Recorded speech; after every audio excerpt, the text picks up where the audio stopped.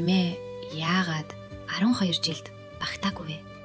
Эрт урт цагт өвөг дээдэс маань Монгол поллын 12 жилд адгуусан амьтны нэр өгч байхдаа 11 амьтны нэрийг шулуухан тохоогоод 12 дахь буюу 12 жилийн хамгийн эхний жилд ямар амьтны нэр өгөх вэ? Гэтэл Тэмээ хулган 2 нэрээ оруулж булаацалджээ. Айл алныг нь гомдоохгүй тулд өөрсдөө шийд хэмээн айлджээ. Кэр 2 маргааш өглөөний мандах нарны туяаг хэн төрүүлж үтсэн нь 12 жилийн эхэнд тохоогдохоор болж мэлзээ тогтоосон ажээ. Тэмээ нар гарах дорн зүг харж нар гарахыг хүлээж зогсов.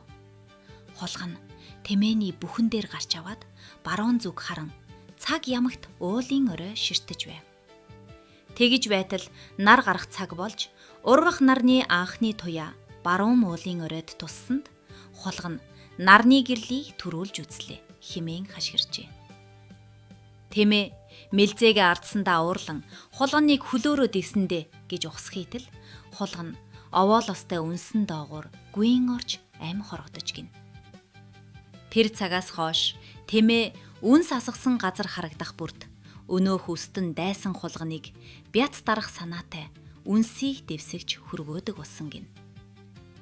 Ингээд хулган 12 жилд багтаж Тэмээ хасагдсан гин.